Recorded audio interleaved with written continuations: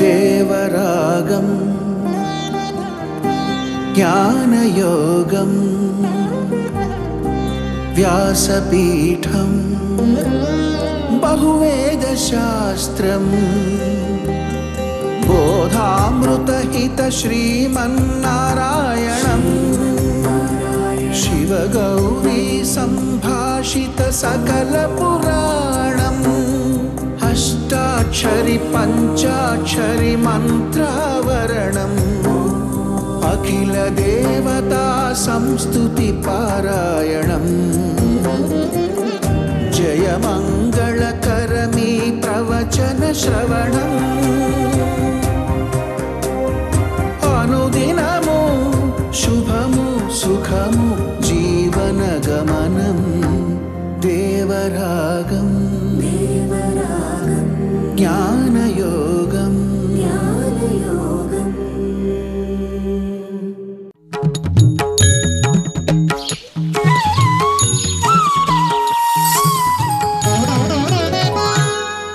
ఆపదామపహర్తారం దాతారం సర్వసంపదాం లోకాభిరామం శ్రీరామం భూయో భూయో నమామ్యహం.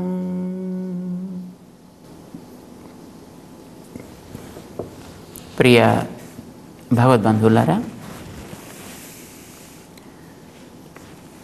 ప్రపంచంలో కనిపించే వస్తువులకి సంబంధించిన జ్ఞానం మనంతట మనమైనా పొందొచ్చు, లేదు ఎవరైనా తెలియచేసినా మనం పొందొచ్చు. కానీ లోకాతీతమైనటువంటి వస్తువులకి సంబంధించి, అంటే అలౌకికమైనటువంటి వస్తువులకి సంబంధించినటువంటి జ్ఞానం మనకి చూసి తెలుసుకుందాం అనేటటువంటిది సాధ్యం కాదు. అది ఎవరైనా ఒకరి ఉపదేశం వల్ల మనకి తెలియాలి. ఆ తెలియచెప్పేటటువంటి ఉపదేష్టలు కూడా ఏదైనా ఒక ప్రమాణానికి కట్టుబడ్డ వాళ్ళై ఉండాలే తప్ప, నాకు ఇలా తోస్తోంది కనుక, నాకు ఇది తెలుసును కనుక, నేను ఇంత వాడిని కనుక నేను చెప్పిందే ప్రమాణము అని అంటే దాన్ని అంగీకరించాల్సినటువంటి అవసరం లేదు, పక్కకి తీసేస్తారు.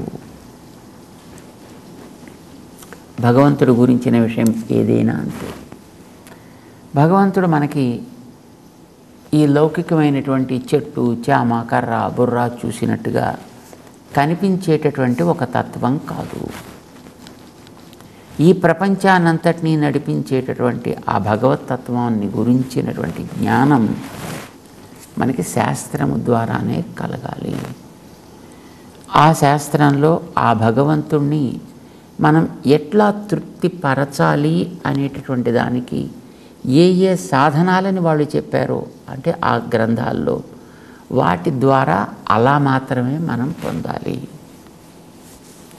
నాకు అలా నచ్చట్లేదండి, అది కష్టంగా ఉందండి, ఇలా చేస్తే బాగుంటుంది అనిపిస్తుంది, అలా మనం చేయడానికి వీల్లేదు. ఎందుకంటే దాన్ని నువ్వు చూసి దాని గురించి నువ్వు చేసింది లేదు. అంచేత ఏది శాస్త్రం చెబుతోందో ఆ ప్రకారమే మనం చేయాలి. శ్రీకృష్ణుడు భగవద్గీతలో చెప్పిన శాస్త్రం ఏది చెప్పిందో అదే నేను చెబుతున్నాను అని ఉపదేశం చేశాడు తప్ప, నాకు ఇలా తోస్తోంది కనుక ఇలా నేను అంగీకరిస్తా, ఇలాగే నేను చెబుతా అని ఎక్కడ తాను చెప్పలేదు. భగవంతుడు ఎట్లా ప్రసన్నుడగును అంటే భక్తి క్రీతో జనార్దన, భక్తి వల్ల లభించును అని చెప్పారు. భక్తి అనగానేమి? భగవంతునికి ప్రీతి కలిగించేటట్లుగా పని చేయుట. పని చేయడం అంటే కర్మాచరణ చేయుట. కర్మాచరణ చేస్తే ఏమవుతుంది? ఇక్కడ మనకి పట్టినటువంటి దోషములు తొలగుతాయి. ఏ దోషములు మన ఇక్కడ పట్టి ఉన్నాయి అనేది మనకి బయటికి కనిపించేటట్లుగా అయితే ఏమీ లేవు. కానీ మన మనస్సు మన ఆధీనంలో లేకుండా తన ఇష్టం వచ్చినట్టుగా ప్రవర్తిస్తూ ఉంటుంది. దానికి వెనకాతల కారణం దాన్ని నడిపేటటువంటి కర్మ వాసనలు, వాటిని తొలగించాలి. దీన్ని మనకి చివరికి వెళ్ళిన తర్వాత చెప్తాడైనా, అది విముచ్య నిర్మమః శాంతః, మమతాది దోషముల నుంచి విముచ్య విడుదల పొందాలి. శాంతః మానసికమైనటువంటి ఉద్రిక్తతలు లేని స్థితికి చేరాలి. క్లేశాదుల చేత కలుషితుడు కానట్లు ఉండాలి వీడు. చూడండి, మామూలుగా చెరువుల్లో ఎప్పుడైనా మనం నీళ్ళ దగ్గరికి వెడితే ఆ చెరువుల్లో మనం దిగాం అనగానే, దాంట్లో 2 అడుగులు వేసాం అనగానే క్రింద ఉండేటటువంటి మొత్తం చెత్త అంతా మొత్తం పైకి వచ్చేస్తుంది. నీళ్ళన్నీ మంచిగా మనకి మొట్టమొదటి కనిపించినవి రకరకాల కలుషితం అయిపోతుంటాయి. ఇంక తర్వాత మనం స్నానం చేస్తే బట్టలన్నీ మొత్తం పాడవుతాయి. మన ఒళ్ళంతా కూడా ఉన్న మురికి పోవడం సంగతి దేవుడెరుగు, కొత్త మురుగు వచ్చి మనల్ని పట్టుకుంటుంది. ఇది మనస్సులో కూడా సమానమే. మన మనస్సులో ప్రాచీనమైనటువంటి కర్మల యొక్క వాసనలన్నీ బోల్డ్ అంతా పంకము లోపల చేరి ఉంది. ఇదంతా పంకిలమై ఉంది. ఇదంతా కడగాలి, ఇదంతా తొలగాలి. తొలగి మనసు శాంతం కావాలి. అందులో దిగి స్నానమాడిన బురద పైకి రానట్లుగా ఆ నీరు శుద్ధం కావాలి. ఈ లోపల ఉండేటటువంటిది జ్ఞానం. ఈ జ్ఞానం అనేది భక్తిగా పరిణమించాలి, భక్తిగా పండాలి. చాలామంది భక్తి తర్వాత జ్ఞానం వస్తుంది అని అనుకుంటుంటారు, పాపం తెలియక. భక్తి అన్నా కూడా ప్రీతితో సాగేటటువంటి ఆలోచన. ఇప్పుడు అమ్మ పిల్లవాడిని తలుచుకుంటుంది, భార్య భర్తను తలుచుకుంటుంది, భర్త భార్యను తలుచుకుంటాడు, లేదు ఒక వ్యక్తి తనకిష్టమైన స్నేహితుడిని తలుచుకుంటూ ఉంటాడు. ఇది తలంపు. ఆ తలంపు ప్రీతితోటి సాగుతుంది. ప్రీతితో సాగినప్పుడే కదా తలంపు అనేటటువంటిది ఉండేది. భగవంతుడి విషయంలో భక్తుడికి కలిగేటటువంటి ప్రీతిపూర్వకమైనటువంటి, ప్రీతి ప్రేరితమైనటువంటిది ఏ తలంపు అయితే ఉంటుందో, ఏ జ్ఞానం ఉంటుందో దానికే భక్తి అని పేరు. ఇది కలిగితే వీడిలో సాగే ప్రతి ప్రవృత్తి ఏదో ఒక రకమైనటువంటి సేవ అవుతుంది.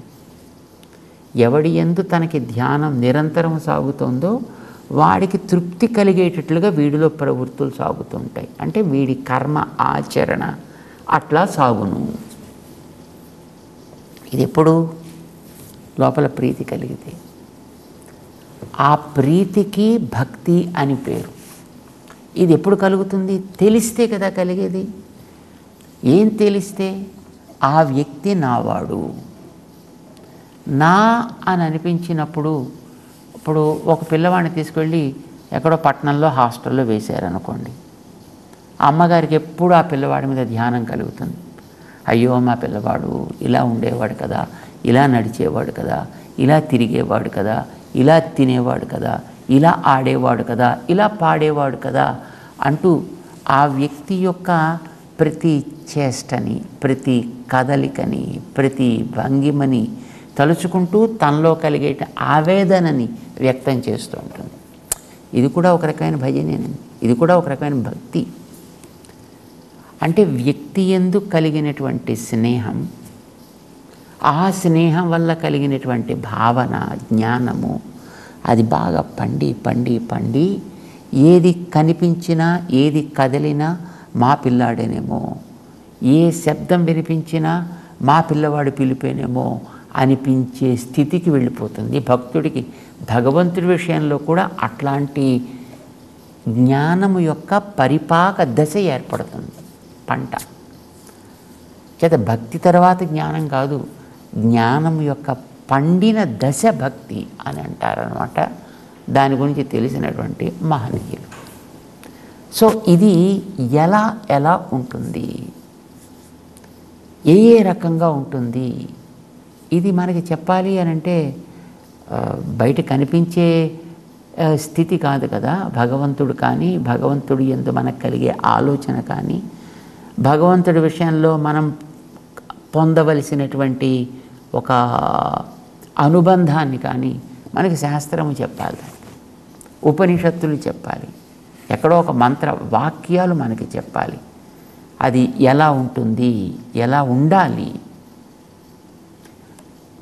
ఎలా ఉండాలో మొట్టమొదటి చెబుతుంది.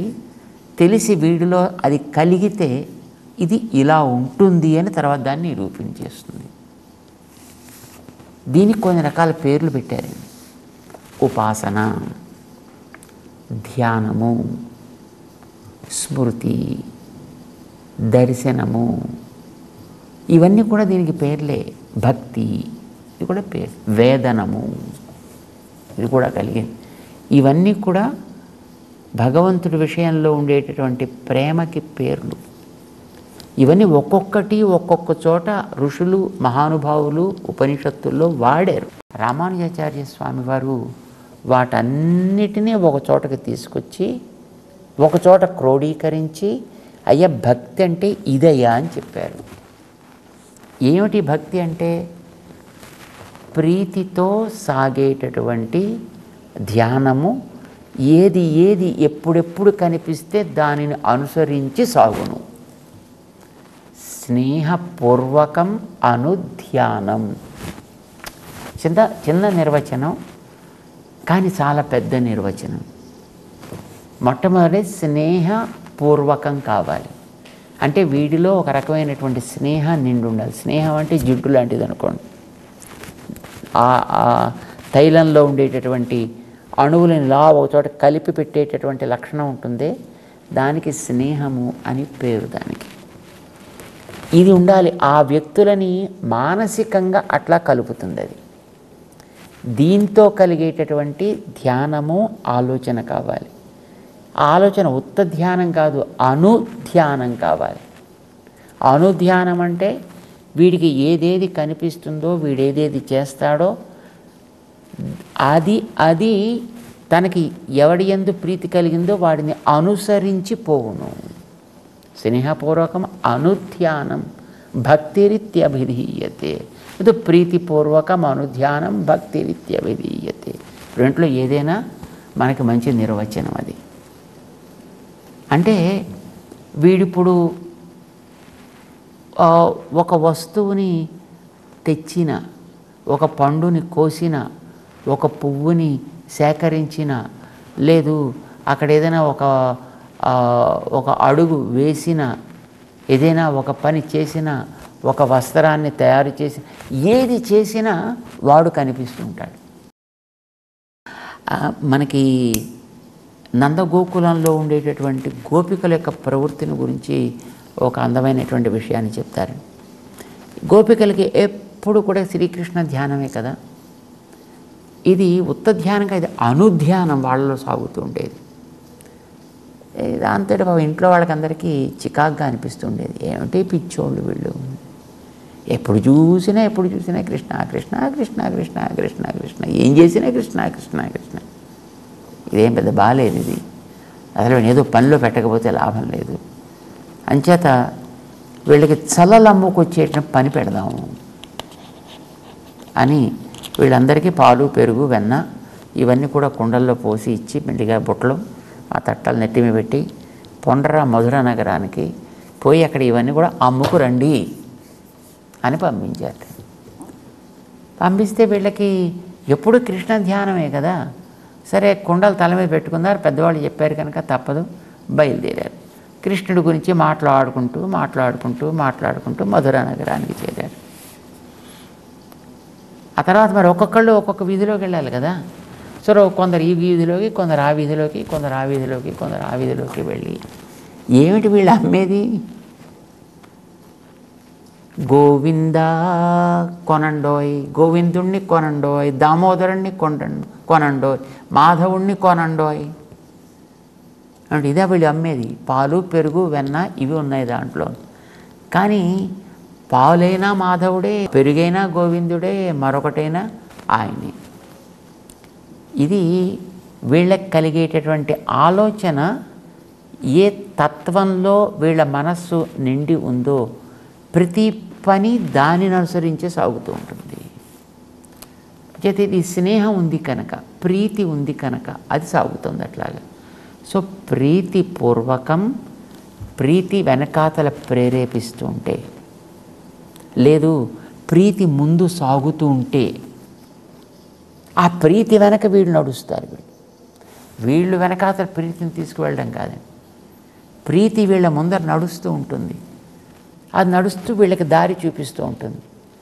అప్పుడు వీళ్ళు ఏది చూసినా, దేన్ని చూసినా ఆ ప్రీతికి ఆధారమైనటువంటి వస్తువే తప్ప మరొకటి వీళ్ళకి కనిపించదు, భావనలోకి రాదు. అంతలా వీళ్ళలో నిండి ఉంది అది. దీనికి భక్తి అని ఒక నామకరణం చేశారు. ఇది ఉండేటప్పుడు వీళ్ళు చేసే ప్రతి పని కూడా వానికి సేవ అవుతున్నప్పుడు వాడు దీన్ని ఆనందిస్తాడన్నమాట. నిజానికి ఇలాంటిది ఉంటుందా? అలానే ఉండాలని మనకి నిర్వచనాలు చెప్పాయి. ఒక చోటకి తీసుకొచ్చి దీన్ని మనకు అందించారు మన ఆచార్యులు. కానీ ఇందులో ఒక్కొక్క విభాగాన్ని ఒక్కొక్క చోట ఒక్కొక్క మంత్రం చెప్పింది. మనకి అనిపిస్తుంది ఆ మంత్రం చదివినప్పుడు అదే ఫలిస్తుంది కాబోలు. ఒక చోట తమేవ విదిత్వా అతి మృత్యుమేతి, తమేవ విదిత్వా, ఆ తత్వాన్ని, పరతత్వాన్ని తెలుసుకుని ఎవడైతే తెలుసుకుంటాడో, విదిత్వా తెలుసుకున్నాక మాత్రమే, అతి మృత్యుమేతి, మృత్యుం అతి ఏతి, మృత్యువును వీడు దాటగలుగుతాడు, మోక్షాన్ని పొందగలుగుతాడు. అక్కడ తమేవ విదిత్వా, తెలుసుకుని అని చెప్పింది. మామూలుగా తెలుసుకోవడం అంటే ఇప్పుడు మనకు కూడా తెలిసిపోయింది కదా, వచ్చేస్తుందా? మనం కూడా మృత్యుని దాటేసామా? లేదు. కనుక అక్కడ విదిత్వా అంటే మామూలుగా తెలుసుకొని అని అర్థం. కానీ ఇక్కడ ఈ తెలుసుకొని అనేటటువంటిది ఉత్త తెలివి మాత్రమే కాదు సుమా. మరొక చోట తమేవం విద్వాన్ అమృత ఇహ భవతి, తం ఏవం విద్వాన్, ఇలా కనుక తెలుసుకున్నట్లయితే అమృత భవతి, వాడు అమృతుడవుతాడు, మృతి లేనివాడవుతాడు, మోక్షమును పొందుతాడు అని అర్థం. ఏ విషయంలో? ఇహ ద అమృతం ఏతి, ఇహ ఈ దేహంలో ఉండగానే, లేకపోతే ఈ దేహాన్ని చివరిదిగా చేసుకొని, లేదు ఈ సంసారం అనే విషయంలో, లేదు ఈ మోక్షం అనే విషయంలో అమృత భవతి, వాడు అమృతుడు అవుతాడు అండి. మరి మనం కూడా తెలుసుకుంటున్నాం కదా. అంటే అక్కడ విద్వాన్ తెలుసుకున్నవాడు అని అంటే మామూలుగా మనం ఏదో రెండు విషయాలు తెలుసుకుని వీడు కూడా ఫలానా విద్వాన్ సో అండ్ సో అని మనం పేరు పెట్టుకుంటుంటామే, బహుశా అట్లాంటి వైదుష్యం మాత్రమే కాదు సుమా అని మనకు అర్థం. ఎందుకంటే అది తెలుసుకున్నవాడు అమృతత్వాన్ని వాడు పొందట్లే. ఇప్పుడు మనం కూడా తెలుసుకున్నాం, మనం వెంటనే అమృతత్వాన్ని మనం ఇక్కడ పొందలేదు, ఇంకా మనం ఉన్నాం, ఇంకా కొంతకాలం ఉంటాం. మనం ఇంకా చేయవలసిన పనులు ఇంకా మనకి ఎన్నో ఉన్నాయి. అంటే అది ఈ తెలివి అయితే అక్కడ వేదం చెప్పింది సరి అయిందా కాదా? విదిత్వా విద్వాన్ అని రెండు చోట్ల చెప్పింది. వేదనము అంటారు దాన్ని. వేదనం అంటే మామూలుగా తెలుసుకోవడం. కానీ తెలుసుకున్నంత మాత్రమే వస్తుందా? రావటల్లా. దీనికి యాజ్ఞవల్క్య మహర్షి చేర్చాల్సినటువంటి మరొక యోగ్యతని చెప్పాడు ఆయన. మైత్రేయికి ఉపదేశం చేసేటటువంటి ఒక సందర్భంలో యాజ్ఞవల్క్యుడు ఆత్మావా అరే ద్రష్టవ్య శ్రోతవ్య మంతవ్య నిదిధ్యాసితవ్య అని చెప్పాడు ఆయన. ఆత్మతత్వం అంటే పరమాత్మతత్వం అనేటటువంటిది ద్రష్టవ్య, అది చూడదగినది, చూడవలసినది, దాన్ని మనం ఎదురకుండా చూడవలే. తెలుసుకోవడం ఎంతవరకు సాగాలంటే అది చూస్తున్నంత వరకు సాగాలి. చూస్తున్నంత వరకు మనకి ఎదురకుండా కనిపించాలి. కనిపిస్తుంది ఎక్కడైనా మనకలాగా? అంటే కనిపించాలంటే దానికి ముందర నీకు కొన్ని సాధించాల్సినవి ఉన్నాయి. ఏమిటవి? శ్రోతవ్య, మొట్టమొదట వినాలి, దాని గురించి మంచిగా వినాలి. దాంట్లో ఉండే మంచితనాన్ని అంతటినీ వినాలి. మంచితనాన్ని విన్నప్పుడు నాకు కూడా కావాలని అనిపిస్తుంది కదా, నేను కూడా అలా పొందాలని అనిపిస్తుంది కదా. కనుక మొట్టమొదట వినాలి, శ్రోతవ్య. 2 మంతవ్య, అది మననము చేయాలి. ఎంతవరకు మననం చేయాలి అంటే అది నీకు ఎక్కడ దానిని వ్యక్తం చేసినా అది ప్రస్ఫుటంగా ఎదటివాడికి గోచరించగలిగేటంతగా నువ్వు మననం చేయాలి. అంటే నీ మనస్సులో అది శిలా శాసనంలాగా అయిపోయేటట్టుగా మననం చేయాలి. మనం కంఠస్థం చేయడం అంటుంటారు చూడండి. కంఠస్థం చేయడం అంటే ఏదైనా ఒక పద్యమో, లేకపోతే ఒక శ్లోకమో, లేకపోతే ఒక పారాగ్రాఫో, లేకపోతే ఏదైనా ఒక మ్యాథమెటికల్ థీరం లాంటిదో దాన్ని కంఠస్థం చేయడానికి వచ్చిందని ఓ ఓ ఓ చేసేసి వీడి బుర్రలో అర్ధరాత్రి టక్మని ఇలా కొట్టి లేపినా అదే వచ్చేట అంతగా వీడు దాన్ని వల్లించి లోపల పెట్టుకుంటాడు. అంటే వీడికి అది ఎదురకుండా కనిపించేటంతగా అన్నమాట. దాని గురించి దాంట్లో ఉండే అనుకూలతని వీడు విన్నప్పుడు, విన్న దానిని వీడు మననం చేసినప్పుడు అది ఏమవుతుంది? నిదిధ్యాసితవ్య. దిధ్యాస, అది తప్ప ఇంక వీడికి మరొకటి లేదు అన్నంతగా వీడిలో నిలకడగా అది ఉండాలి. ఎంతగా నిలకడగా ఉండాలి? అప్పుడు చెప్పాడు, యథా ద్రష్టవ్య తథా నిదిధ్యాసితవ్య. నీ మనసులో ఎంతవరకు ఉండాలంటే ఎదుట చూస్తున్నంతగా. ఇప్పుడు ఏదో మనకి కనులు తెరిచినా నీవాయే, నా కనులు మూసినా నీవాయే, ఎటు చూసినా నీవాయే అన్నట్టుగా అయిపోతుంది చూడండి. వాడికి ఎప్పుడు అదే తలుచుకుంటూ తలుచుకుంటూ తలుచుకుంటూ ఉండడం చేత ఇంకా తప్ప ఇంక వీడికి వేరే స్మరణే ఉండదు. లౌకికమైన విషయాల్లో ఇలాంటిది మనకి అనుభవం ఉంది. భగవంతుడి విషయంలో ఎవడైతే ఇట్లాగా ఆత్మతత్వాన్ని గురించి చెప్తున్నాడు, ఆత్మ ద్రష్టవ్య నిదిధ్యాసితవ్య. నీ శ్రవణ మననములు ఎంతవరకు సాగాలంటే నువ్వు ఎదట చూస్తున్నంతగా నీకు స్పష్టంగా ఉండేటట్టు. ఎదట కనిపించదు కానీ ఎదట ఉన్నంతగా నీకు అనిపించాలి. చూడండి, ఒక్కొక్కసారి కొంతమందికి ఏదైనా ఒక వస్తువు మీద చాలా ప్రేమ ఏర్పడితే అలా కూర్చుని దాన్నే తలుచుకుంటూ తలుచుకుంటూ తలుచుకుంటూ ఉండిపోతే ఆ వస్తువు ఎదురకుండా వచ్చినట్టు, ఆ వస్తువు ఎదురకుండా కదులుతున్నట్టు, ఆ వస్తువుతోటి తను ఏకమైపోతున్నట్టు, ఆ వస్తువుని పట్టుకోవడానికి లేచినట్టు ఈ కూర్చున్నవాడు ఎలా లేచిపోతాడు. ఇంకా ఆ వస్తువు వెంట అలా పరుగులు పెడుతూ ఉంటాడు, తిరుగుతూ ఉంటాడు. నిజానికి ఆడు ఎదురకుండా ఏముండదు. చూసిన వాళ్ళందరికీ ఏమిటో వీడు పిచ్చోడన్నట్టు అనిపిస్తుంది. కానీ వీడికి ఎదురకుండా అది కనిపిస్తున్నట్లుగా అనిపిస్తుంది వీడికి. అంటే వీడి లోపల సాగేటటువంటి ఆ స్మరణ, ఆ ధ్యానం ఎంత ప్రగాఢంగా ఉంది అంటే ఎదుట ఉన్నంత స్పష్టంగా లోపల నిండి ఉంది. నిజానికి ఎదురకుండా ఏం లేదు, ఉన్నదంతా లోపలే, భావనలోనే, జ్ఞానంలోనే. కానీ ఆ జ్ఞానంలో అది ఎంత నిండిందంటే మరొకటి ఏది కూడా ఇంకా దాంట్లో చోటు చేసుకోవడానికి అవకాశం లేనంతగా మొత్తం పూర్తిగా నిండిపోయింది. కనుక వీడికి అది ఎదురకుండానే కనిపిస్తున్నట్టుగా అనిపిస్తుంది. దానికి ఏం పేరు పెట్టారు? దానికి ప్రత్యక్ష సమాన ఆకారం అన్నాడు. ప్రత్యక్షం కాదు అది, అది వీడికి దర్శనము అవుతోంది. కానీ అవుతోంది, వీడు లోపల దాంతో మాట్లాడుతున్నాడు. కానీ చుట్టూ ఉండేవాళ్ళకి అది ఏం లేదు. అక్కడ మనకి మీరాబాయిని గురించి చెప్తుంటారు చూడండి. ఆవిడ కృష్ణుడితో మాట్లాడుకుంటూ ఉండేది. మోరే నటవర్లాల్ అని అంటూ ఉండేది ఆవిడ. కానీ చుట్టూ ఉండేవాళ్ళకి చూసి ఇవిడికి పిచ్చెక్కింది అని వాళ్ళు అనుకునేవారు. కానీ ఆవిడకి అది స్పష్టంగానే ఉండేది. ఏమంటుంది దీన్ని? దర్శన. కానీ దర్శనం కాదు అది, దర్శనముతోటి సమానమైన స్థితి, దర్శన సమాన ఆకారము. దాన్నే ప్రత్యక్ష అని కూడా అనండి. దర్శనం అంటే కంటితో చూడడం, కానీ వీడు కంటితో కాదు, వీడు మనసుతో చూస్తున్నాడు వీడు.